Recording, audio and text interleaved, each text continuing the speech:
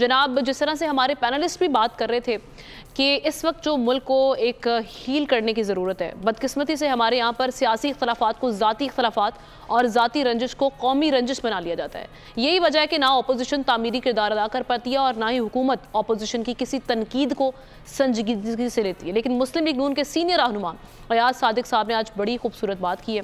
उन्होंने कहा कि हुकूमत का काम खिदमत करना और अपोजिशन का काम तनकीद कर रहे हैं। हम कोशिश करेंगे कि दिलों में नरमी पैदा करें, इल्ज़ाम तराशी की बजाय पाकिस्तान की खातिर सबको जोड़ें। उन्होंने क्या कहा पहले वो आपको सुनवाते हैं, फिर आगे सवाल लेके चलेंगे। सियासी कैदी कोई अच्छे नहीं लगते।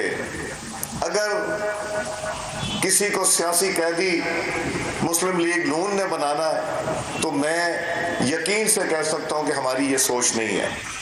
ना हम किसी से को बदला लेना चाहते हैं, ना हम उन चीज़ों पे चलना चाहते हैं जो 2018 से लेकर 2022 में देखा गया।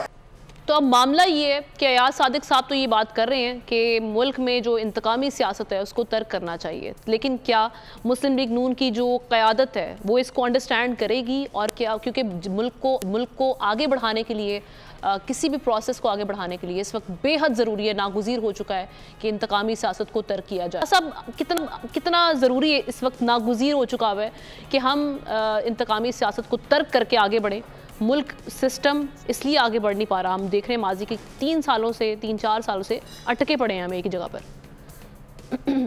देखिए, हम लोग जो पॉलिटिकल वायलेंस है सियासी जमातों का, वो इस मुल्क में जमहूरियत को डिरेल करने में एक बड़ा अहम इसने किरदार अदा किया है। और देखें, हिस्ट्री को अगर हम देखें, आप चंगेज़ खान को देखें, आप सल्तनत उस्मानिया को देखें, आप मॉडर्न दौर के किसी भी जो मुल्क के अंदर हुकूमतों के निज़ाम को देखें, तो हमेशा जो हाकिम होता है वो जालिम ही होता है और मजलूम वो उस वक्त बनता है जब वो हुकूमत में नहीं होता। अयाज सादिक साहब का स्टेटमेंट भी बड़ी अच्छी है, अमीनुल्लाह गंडापुर ने बड़ी अच्छी बात की, बाकी लोग भी इस तरह की बातें करें कि हम जो है इंतकाम नहीं लेंगे, जो है वो डेमोक्रेसी पे चलेंगे, और ये हमेशा हर इलेक्शन के बाद की बातें हम सुनते हैं। लेकिन देखिए, हमारे अंदर एक साइकी है, हमें एक अंदरूनी खौफ है, और उस खौफ की मुझे समझ नहीं पड़ती कि हमारी सियासी जमातें जब हुकूमत में होती हैं तो उनका रवैया और होता है, जब हुकूमत से बाहर होती है उनका रवैया और होता है।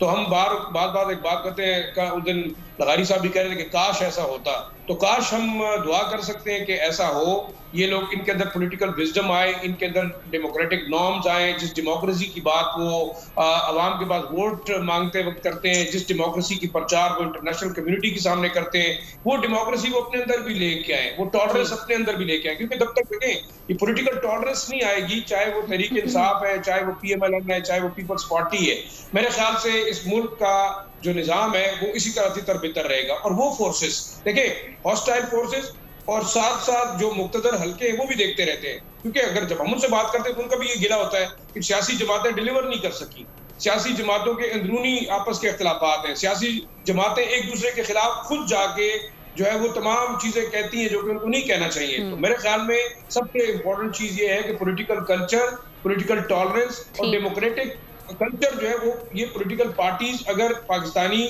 डेमोक्रेसी के निजाम के अंदर लेके नहीं आएंगी तो इनको फ्यूचर में भी मसाइल होंगे। तरीके से एक दूसरे का साथ देने के बाद ये लोग इक्तदार में आते हैं, और जब इक्तदार हासिल करते हैं फिर इनका रवैया क्या होता है, ये हमने देखा, PMLN ने भी किया, पीपल्स पार्टी ने भी किया और PTI ने भी किया। तो मैं ये समझता हूँ कि बिल्कुल ये वायलेंस, वो मामला तो ऑन रिकॉर्ड है। सब्सक्राइब करें और बेल दबाएं ताकि कोई खबर रह न जाए।